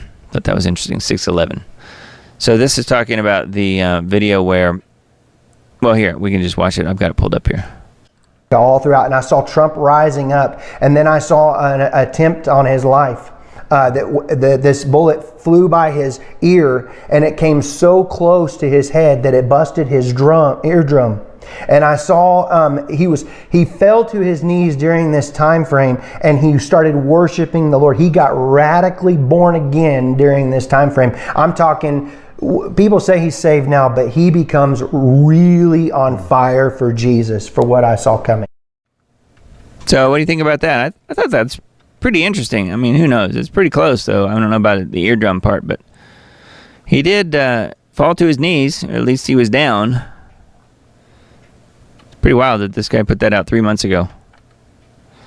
Pretty close, pretty accurate. Parishioners are devastated. Police charged taxi driver with a hate crime. I'm sort of surprised, given what he did. 42-year-old landmark Jesus child the statue was beheaded in New York City Catholic Church. So there's the Jesus child statue. So yeah, 42-year-old landmark Jesus child statue was beheaded. In late June, surveillance footage captured a man exiting his taxi outside the Holy Family Catholic Church in Fresh Meadows, New York, and proceeding to violently decapitate a statue of Jesus as a child. Wow. Crazed man was first recorded hitting statues of Joseph and Mary with a shoe before he began battering the Christ figure until the head broke off. So you can see in the video there. Yes, well, he may have to take it up with Jesus himself one day. How will he explain that one? CBS anchor Margaret Brennan complains Trump didn't call for lowering the temperature immediately after he was shot. She's got weird eyes. I wonder if she took the Skylevite. Classless CBS anchor Margaret Brennan complained that former President Trump did not call for lowering the temperature or tell supporters not to retaliate less than 3 hours after he was shot. He was still probably trying to stop the bleeding. No, I don't know. So yeah, it's just not fast enough for some people. They wanted him dead. Just 3 months ago, Democrats introduced a resolution to strip Trump of his Secret Service protection. So they would be like, who, us? Little old us? We didn't do anything like that. They saved his life, they would say. No, I think God probably did that. God saved his life. They just happened to be there, yeah. All right, so this is the interesting other video that I mentioned earlier. Watch the moment counter snipers engaged in the attempted Trump assassin. New videos emerged in the Pennsylvania Trump rally showing the moment that counter snipers engaged the person who attempted to assassinate Trump. So the video is here, and it says, check out this angle. Counter snipers see something and engage. It's interesting that there were counter snipers on the roof the whole time, and yet the other roof was wide open. I wonder if there was a flashing neon sign on the building that said, Trump assassin, go this way, climb up the ladder, and shoot. I mean, there might as well have been. So here's this one. And you know, that's a little bit old, that chart. That chart's a couple of months old, and if you want to really see something that said, take a look at what happened. And you know, that's a little bit old, that chart. That chart's a couple of months old, and if you want to really see something that said, take a look at what happened. Yeah, okay. So, yeah, you can see the, right in here. Of course, Trump is in the middle there, more or less, and then right here you can see the guy pulling back the gun. So he's focused on the shooter at that point, But what's he looking for? See, look, you can see he looks up and then he looks back through his sight. So what's going on there? You suppose this is the guy getting the stand down order? I don't know. Anyway, that could be further video confirmation of what I mentioned earlier. I don't know. Beverly Hills 90210 star dead at 53. Shannon Doherty. Well, she had breast cancer, but I wonder if she took Elevate and it suddenly exploded, or if she avoided it. Probably not. Richard Simmons, the fitness guru, is dead as well. Just one day after celebrating his birthday. He got him some tats. Wow. He was 76. He was a 80s and 90s icon, I guess, or at least 80s anyway. Pretty funny. He was a funny guy. Too bad that he died. But yeah, I didn't even know he was still around. 76 though, wow. And then let's see here, the video series going on Truth in Media, how Ukraine became an authoritarian one-party state. How Ukraine became an authoritarian one-party state. So that is episode 8 of the Zelensky Unmasked series. Again, good series, and I've seen several of those. They're really short, but they're really well done. Highly recommended. Activist Post, more about the Trump assassination attempt, and then let's see, looking to see what other headlines there are here.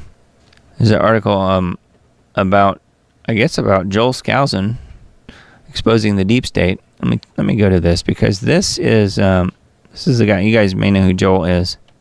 He's been a very frequent guest on Lost Arts Radio. I wanted to see if, because I've traded emails with Joel recently, and because we did a series with him on Lost Arts Radio about the history of the deep state, and he still uses that and promotes the Lost Arts Radio video series we did with him on that. And I want to see if it was embedded here, but it's not part of this article. But he might have it on joelskousen.com. So he told me that he was running for president, which I've never really seen that was true. But that would be interesting, huh? Could you imagine Joel Skousen running for president? That would be interesting. Let's see. What else? Big wreck is about to happen at the intersection of Artificial Intelligence Boulevard and Net Zero Avenue. Okay. The pyramid of power, big tech's ties to the intelligence community, opting out of facial recognition at airports. So, some good articles on Activist Post. We just looked at a few of the headlines. So yet again, Boeing is still having their issues here. United Airlines plane loses a wheel at takeoff. Watch the bizarre brace for landing video. I did watch that. United Airlines flight 1001 from LA to Denver lost a flipping tire during takeoff Monday morning around 7:15. Here it is rolling down the runway. So there's the tire going, skipping, and jumping down the runway. United Airlines 757 loses a wheel during takeoff. So I think it's not exactly safe to fly again. Says, bro, I'm about to become one of those crazy dudes who don't fly on airplanes. I already am one of them crazy dudes. But it's okay with me. I don't really mind being called crazy. Remember that goat horn statue made to honor Ruth Bader Ginsburg? Someone beheaded it after it moved to Texas. You guys remember the statue? It was the top of some building in New York. Someone's beheaded it, and now its head is gone. There was just a hurricane that was just there. Might have been an act of God. Yeah, I guess it could have. Might have been ripped right off of its body. Pretty interesting, huh? Oh, shucks. Looks like another demonic statue was beheaded. this time in Texas. Good news break. Check out this secret society that stole a bunch of garden gnomes to restore them. I saw this and thought, surely this was an article about Tony Fauci, but because it is about garden gnomes, so I thought it would be about him, but it's not. It says, in what I would describe as the world's most random act of kindness in Canada, a resident found someone had restored his entire collection of lawn gnomes after they had mysteriously disappeared from his yard. So there's a picture of what one of them looked like before restoration. It says when they disappeared, he didn't think much of it. A few weeks before, someone had stolen a canoe and some other personal items from his property, so he assumed that the gnomes were the latest casualties of an unfortunate crime spree. Yes, someone stealing garden gnomes. Crime spree. But after the gnomes were missing, Blair received a knock on his back door. An elderly woman was there. She handed him an envelope with a note from the Gnome Restoration Society and then led him to her car. The missing gnomes were there, fully restored. The woman, who didn't identify herself, told Blair she was simply delivering the gnomes on behalf of the society. So they got repainted. The gnomes are home. Totally made my day. But I still think it would have been a way better story had Tony Fauci been involved somehow. Maybe he could have gotten repainted. Anyways, yeah, that was the good news break, I guess, for NotTheBee.com. Exclusive live or epic new Bohemian Grove ritual footage leaked. Yes, I saw a little bit of this earlier. There's a whole group of citizen journalists that have filmed more of the goings on at the Bohemian Grove deal, and AJ was there. He was there, but he wasn't there. He was there and talked to him, but he wasn't there taking part in getting the footage. It was these kids. Says AJ exclusively brings you epic bombshell footage of the 2024 Bohemian Grove ritual in California, captured by a citizen journalist organization. Yeah, there were like 20 of them, and some of them got arrested too. Pretty interesting story. AJ explains how a citizen journalist organization caught bizarre Bohemian Grove rituals on video, as well as Republicans plotting against Trump. So, yeah, and the kids do a pretty good job of explaining what's going on there. I don't know if they were some of the waiters and waitresses or exactly how they got in there, but I wasn't real clear on that, but it is interesting. So, yeah, new Bohemian Grove footage. So get ready for that. So this is another one of the memes that I found. I thought was good. Trump versus a bullet, and Biden versus the stairs. That's what that looks like. Not untrue. And then gets shot. Get down, Mr. President. And then the other guy walks. Get up, Mr. President. Yeah. Again, not inaccurate. Eyewitness security at Trump event noticeably lax compared to the previous rally. I just thought that was kind of weird, this guy says. An eyewitness to the attempted assassination told NBC News that security, particularly on rooftops, was noticeably lax compared to a previous Trump rally he attended nearby 4 years earlier. So what does that tell you? I would say the guy's probably right. It was probably lax because it was meant to be. And then vaccineimpact.com. Things that don't add up, many questions still unanswered, which is what we've kind of been talking about on and off tonight. That's one of the articles here. Criminal medical device industry shows FDA corruption at the highest levels. The FDA protects stockholders, not the public. That's why I call them the Fraud and Death Administration, the FDA. Israel deliberately destroyed all of Gaza's hospitals with U.S.'s approval and support. U.S. economy meltdown, ? The world's rush to reduce dependency on U.S. dollar accelerates as the great AI bubble burst apocalypse draws closer. So those are the articles this week on vaccineimpact.com. And then GeoWatch this week, we have toxic smoke, nowhere to hide. July 13th. So wildfire smoke, far more dangerous than previously thought, potentially 10 times more toxic than traffic smoke. That's from ABC News. Frustrations mount in the Houston heat after Beryl moves on and leaves millions without power.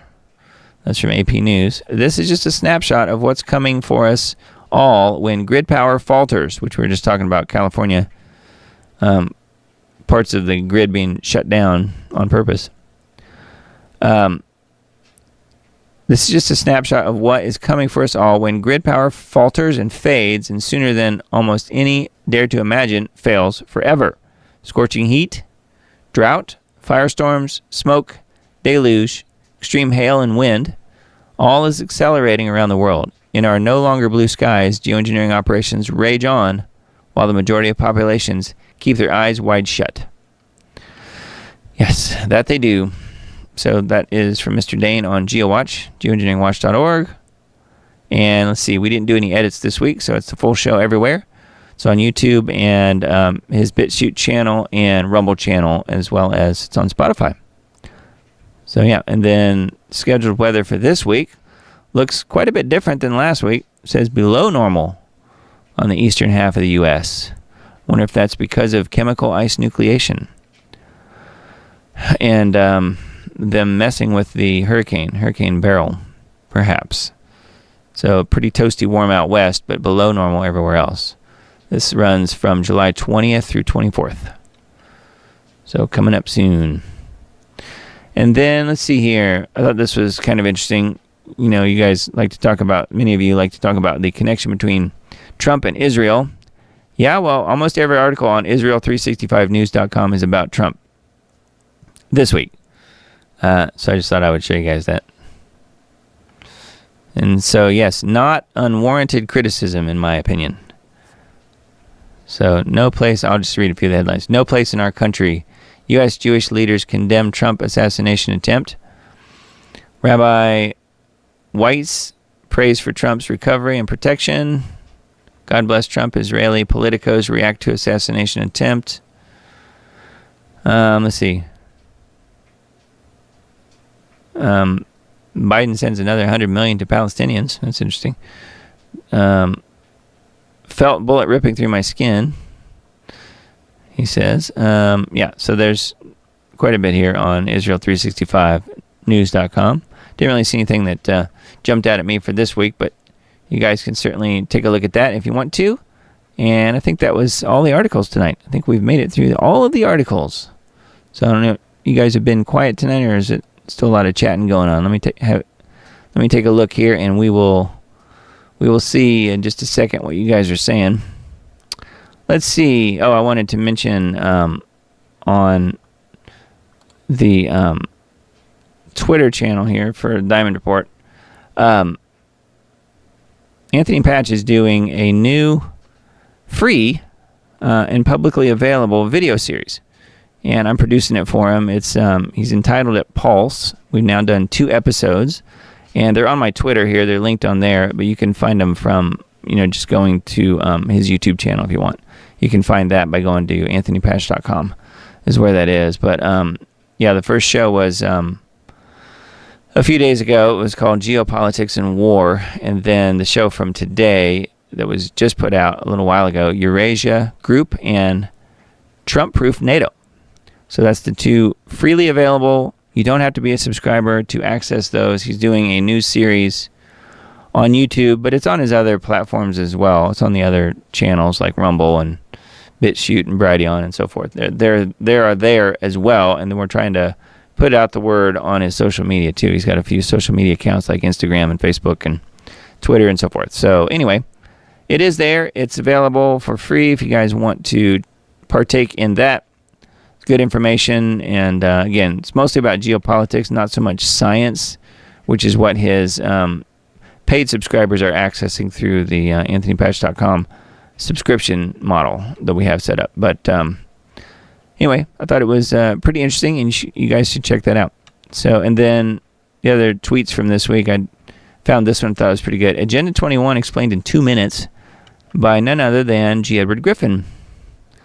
So yeah, I won't bother playing it, but you guys can go to my Twitter if you want and find it near the top.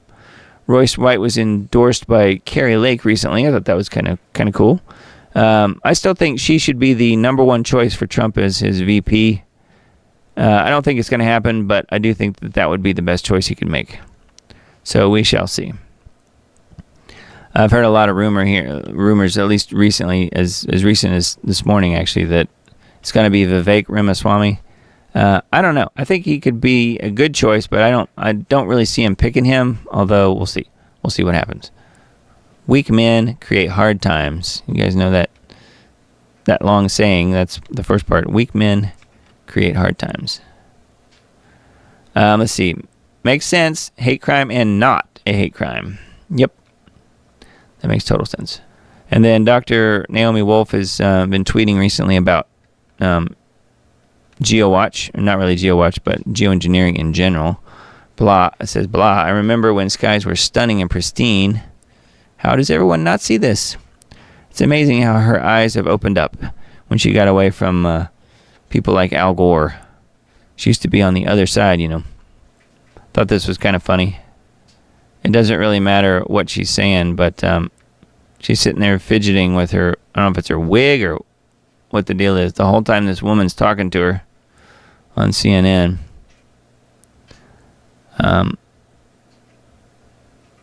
Pretty silly. Twitter, the Diamond RPRT on Twitter. And you guys, if you follow me on there, you may see that I retweet some of Julie True's videos. I do that because I am her mastering engineer and worked on her all of her albums pretty much. But I've also been doing her videos for all these different songs. So that's why I'm retweeting or putting them out there. It's not really retweet. It's just posting her videos and songs. You guys may remember I've mentioned her before. Here's the most recent one right here. Julie True, As For Me in My House. So good music if you guys are looking for some relaxation type music.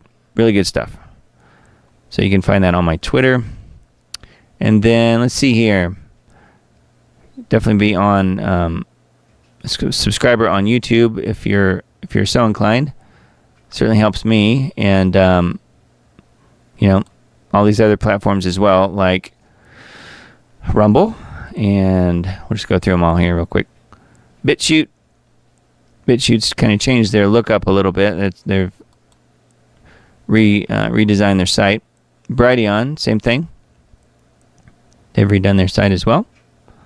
And then the band group, I'm sure, Miss Emily's posted the link in the band link in chat for the YouTubers out there and for the Rumblers out there. So let's see. It says we're up to 81 people in the group right now. So yeah, the band group is totally free. You're welcome to join. Have people coming and going from there often and dropping in, different things that they're looking at. And that's something that I'm interested in, is whatever you guys are studying. So feel free to look at that if you want. And if you're not already in the group, we would certainly welcome you. And then definitely be a subscriber on my Substack. So diamonddisc.substack.com. The link's in the upper right corner up there. So, well, we've gone pretty much solidly all the way through. We played that long video at the beginning, but not too much other than that, I guess. It's just been all articles and commentary. So anyway, I think I'm through everything that I was going to talk about. And let me see what you guys are saying in the old chat here. So, yeah, Julie's fantastic. Yep. She is. She's got some good music. Susan says she needs good relaxation music. Yeah, you should check it out. JulieTrue.com is her website, but you can find it. If you're already on Twitter, you can find it on my Twitter page on there, Twitter channel. Music and videos are amazing. You do a wonderful job. Thank you, Emily. Yeah, thanks. I do. I put those videos together. They're meant to be really relaxing, and some of the songs run a minute or two, but most of them are 3 and 4 minutes, 7 minutes. Pretty long ones. Matt was saying, was Trump's warning shot to pull in line with what's coming if he gets selected as the president again? It could be. I don't think it was a warning shot. I think they were trying to kill him. I really do. I think if anything else, he'll double down. I don't think he's going to necessarily stand by and let them pick his VP and let them be in charge of everything this time. Although I do think that there probably will be something really major that happens between now and the election to either postpone or cancel the election, or postpone or cancel Trump, whichever may come first. I don't know. It has been wild. Totally agree. Anyone ever see the documentaries on Sandy Hook? So many anomalies. A book was written on it. Yeah. Yes, we did probably a year, no, more than a year ago. I think it was in 2022. I did a broadcast that was where it was a group watch party. It was a watch party that we did. It was me hosting it, but it was called. It was a film about. It was an indie film about Sandy Hook called "We Have to Talk About Sandy Hook." I think was the name of it, something like that. And yeah, there were some very strange anomalies for sure. So, and that's the thing that got AJ in so much trouble. But that was the one thing that they sort of cherry picked, that they knew they could beat him up about and basically try and shut him down and take all of his money and everything. So that was why they picked that. But yeah, it's an interesting and very strange situation. For a long time, I didn't think any kids died there, and now I don't know. I mean, that's something that AJ has talked about even recently, and said that one of the things that really upset the people that were giving him, really raking him over the coals in the courtroom, was when he talked about that there were piles of dead kids stacked up in like a pyramid shape in the building and no blood. So apparently that was something that he said that they got really upset about. So who knows? I mean, there were people running around out in the woods apparently that day with guns. So I don't know. There's a lot of really strange anomalies and weird stuff happening. And the video that I'm talking about is on my channel here. It's not on YouTube, but it's on the Rumble channel and the BitChute channel and so forth from like 2 years ago. It's been a while. But yeah, it's called We Have to Talk About Sandy Hook. And in that, we watch the film together and then do some kind of running commentary on that. So if you're interested in that, it is there. I'll try and remember and link to that in the Substack post that I do on Tuesday. What's the caliber that was used? It's incredible that it only nicked his ear. Yeah, that's something that Mike mentioned. You might have heard that. Yeah, Mike called out the caliber. Yep. Every single aspect of the whole event.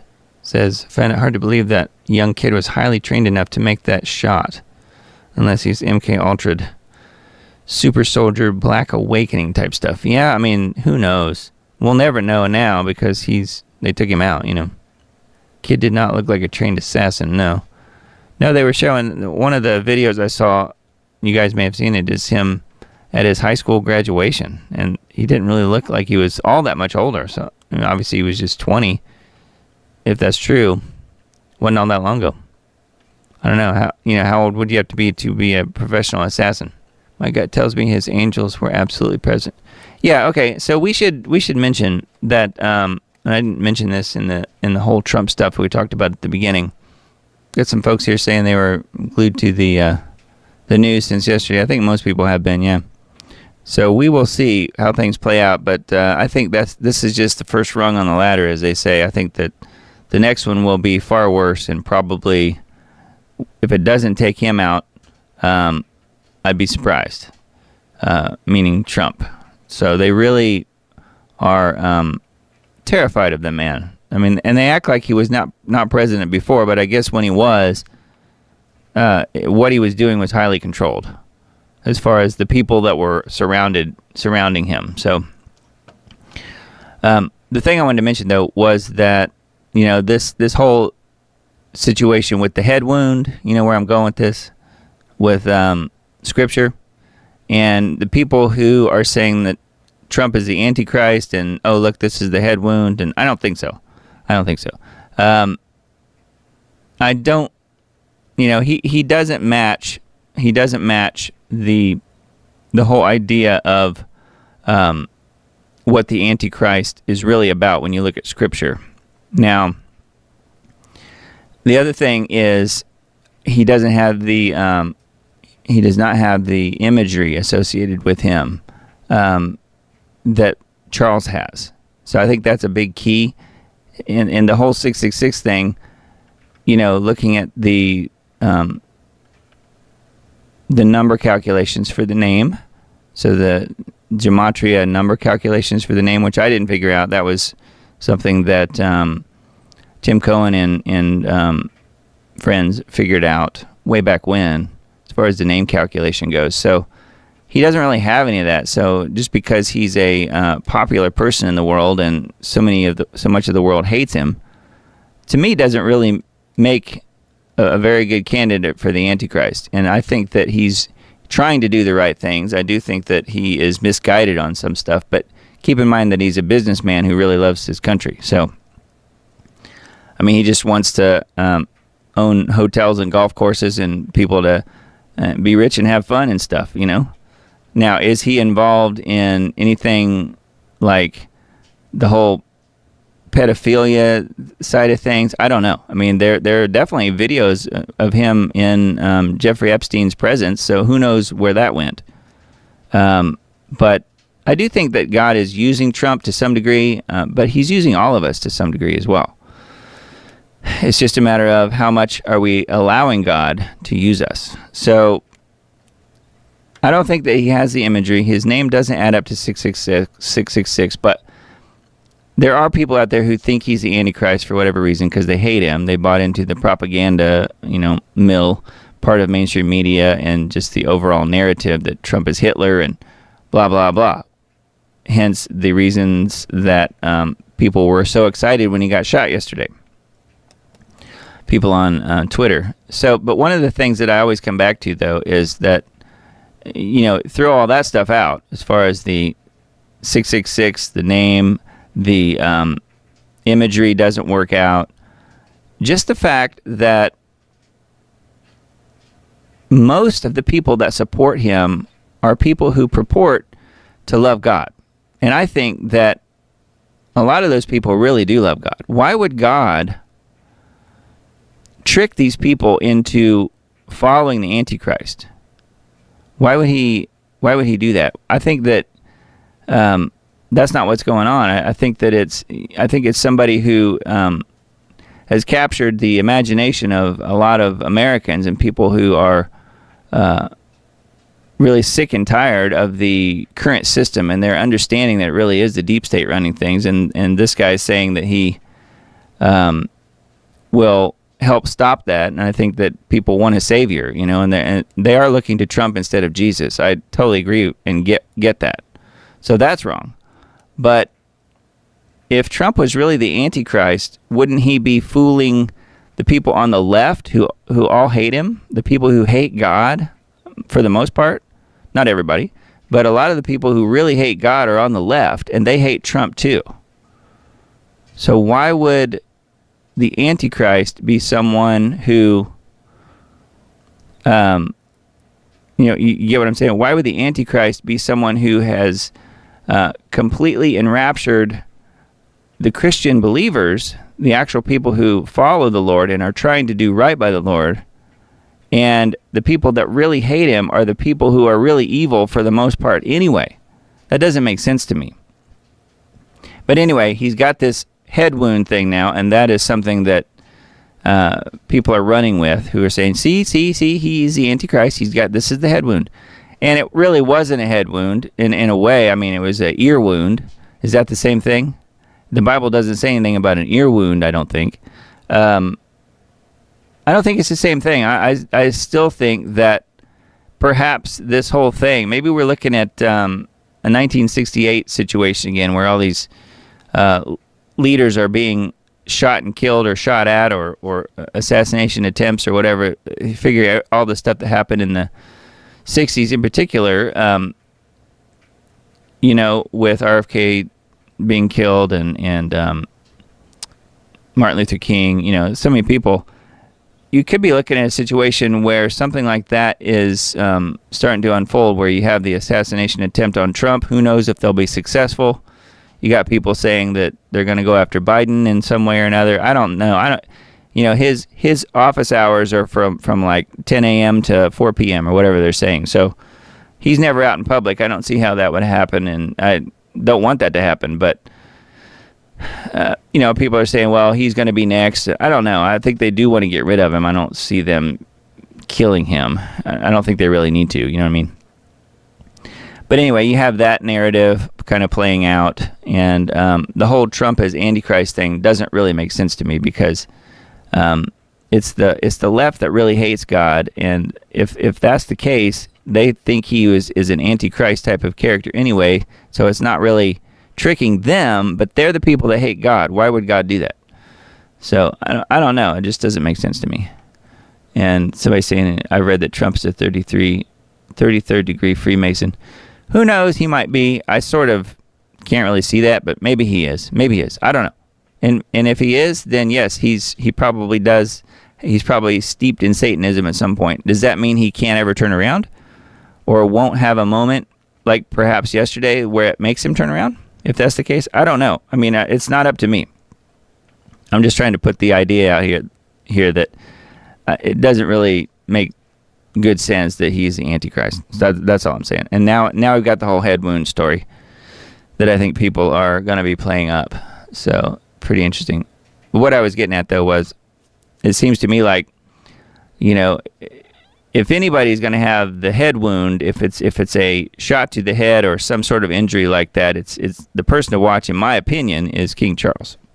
And King Charles is one of those guys who goes out and frequently talks to people in the public and shakes hands and stuff like that. And he's around people, and he's pretty well followed by many, many people who worship him. And there's a lot of people that hate him too, don't get me wrong. They might hate him and don't even think he's the Antichrist. But to me, his situation really matches more what Scripture is looking at, as far as the way Scripture is oriented, as far as the Antichrist goes, the beast. And he has the imagery. He has the name calculation and so much more. So, to me, that just makes a lot more sense. So I think, to me, Charles is the one to watch, not Trump, as far as the head wound goes. But we'll see. We'll see what happens. Israel and Trump's major flaws. I agree. Yeah, those are the two huge ones that I know about. There's probably others, but yeah. Again, I don't think there's ever a situation where the person running for president can be perfect and you're always on board with 100% of anything they always say forever. I just don't ever see that happening for anybody.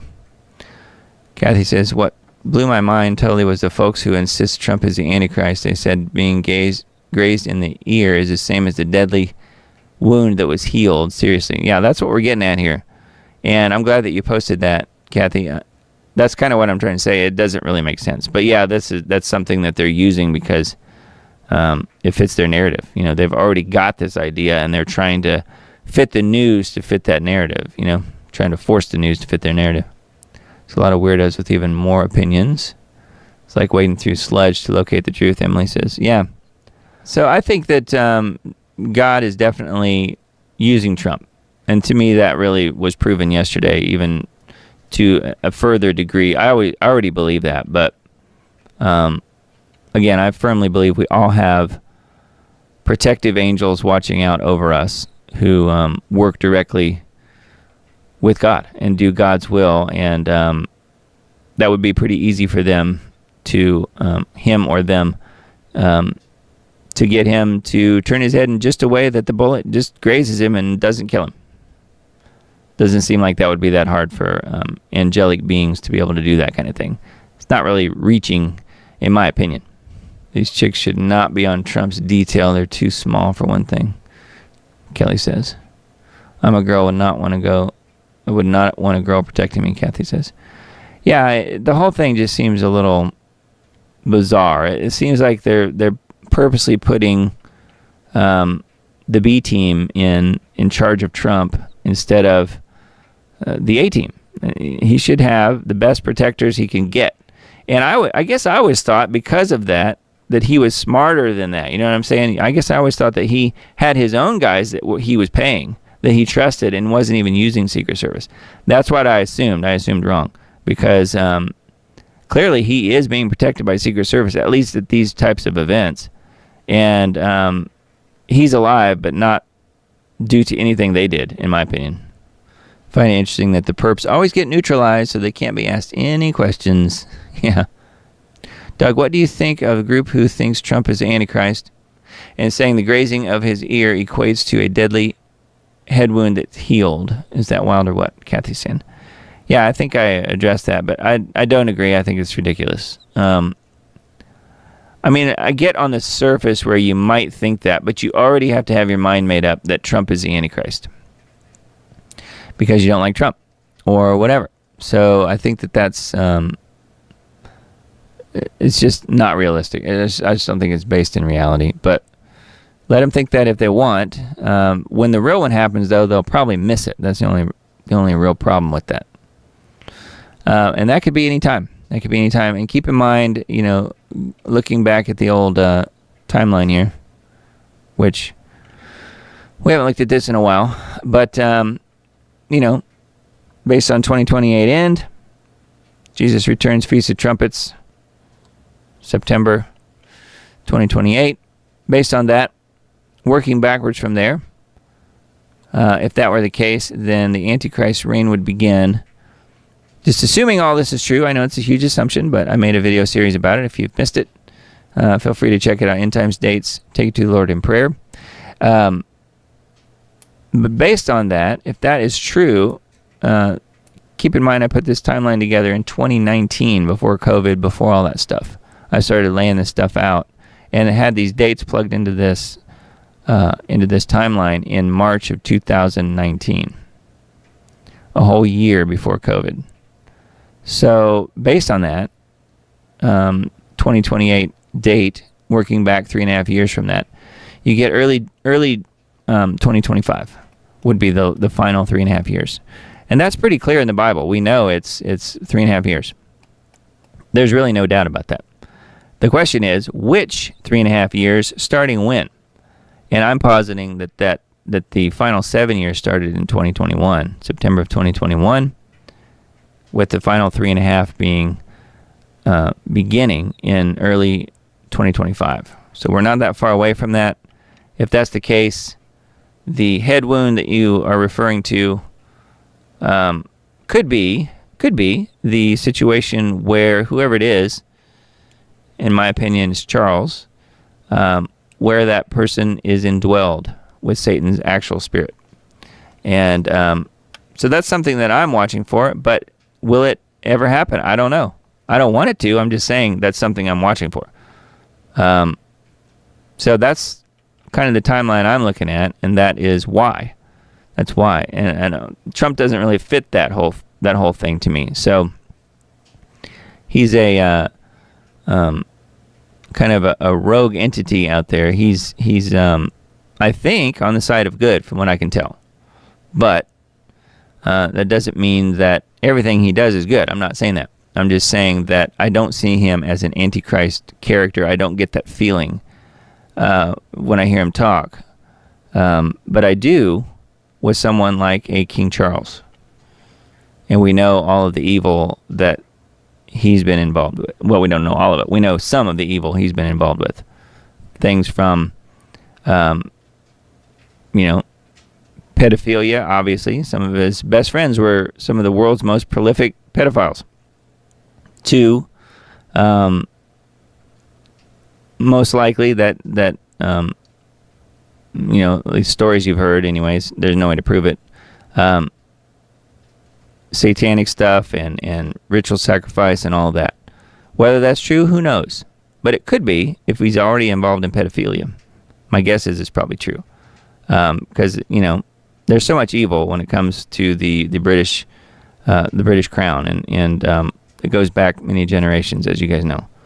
So to me, that fits the narrative a little bit better and makes a little bit more sense versus it being Trump. Because, you don't like him or because CNN hates him. So anyway, just something I'm keeping my eye on, and that is, just one of those things that, to me, it makes a lot of sense, and we'll see it play out probably very soon. Trump isn't the AC, in my opinion, either. Susan says, I don't think so either, Emily says. There's lots of evidence for Charles. Thanks, Doug, for the answer. I still think it's Charles reading AC and a cup of tea now, Kathy says. Okay, yeah.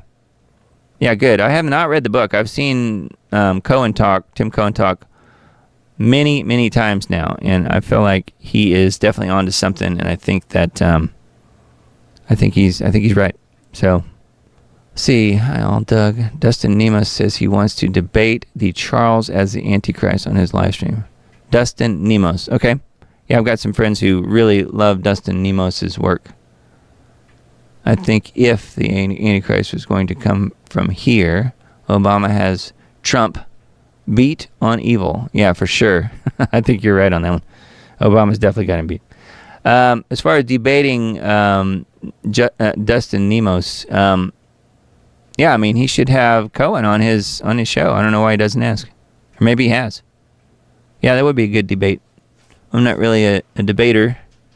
But, I mean, I know what I know. I know what I think. And I'm pretty, I'm willing to change my opinion and thoughts on stuff.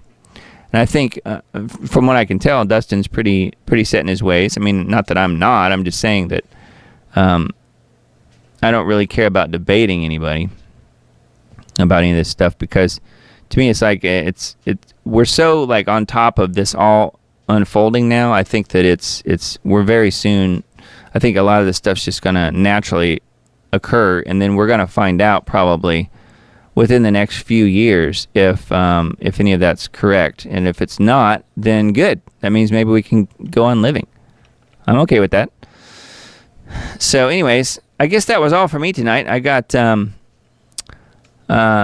let's see, I think we covered all the articles. I didn't really have any other videos prepared because I knew we'd be talking about so many different Trump-related things and all of that, because there's been so much in the news cycle about that. And there will continue to be. I don't really see that letting up. So as far as what's next goes, I kind of touched on this earlier. I really feel like that was really the first step, and it's just going to get hairier from here. I think it's just going to get worse. So be prepared. Definitely be right with God. I think first and foremost, do that. So yeah, crazy days. Thanks for all the news. God bless and have a good week. Yeah, hope you guys have a really good week, and who knows what's going to happen. So just definitely be with your loved ones. Try and keep everybody as close around you as possible, and even if they're not on the same page, God will provide a way. He will provide a way. So I definitely will continue praying for you guys, and Verba Home Fronts in particular. Yeah, it sounds like you got some interesting things happening there. So. Yeah, Kathy saying I like Nemos except the flat earth stuff I cannot wrap my head around. Yeah, that's right. He's a flat earther. I forgot about that. I've only heard maybe a video or two of his. And I didn't really agree with him. So, but anyways, hopefully you guys will have a good week. I hope it's a better week than this one's starting out as far as yesterday goes. But we'll see what happens. I mean, things are unfolding fast. So, prayers to you guys, and I will continue praying for you, and hope you guys will pray for me as well. And don't forget the store. The store is out there if you guys are interested. The shop.thediamond.report. I did notice that for some reason Comcast/Xfinity has blocked my URL. So they're actually, if you have Comcast as a provider, I would recommend that you try going to shop.thediamond.report or even just thediamond.report, and I think you'll get a message that says that it's malware and spam instead of the actual page. There's no separate website. It's just taking you, like, for instance, to the shop page that I have built in the store. But if you're on Comcast and you type in shop.thediamond.report, you'll probably get a warning saying that you're visiting a malware site, and it won't show it to you. And the reason I figured that out is, well, I've got Comcast here where I am, and it started doing that all of a sudden, like they just flipped the switch one day. So to get around that, if you use a different mechanism like a phone or something that's not on the Comcast system, it works just fine. So very strange. Anyway, hope you guys have a really good week and love you guys. I will talk to you again very soon.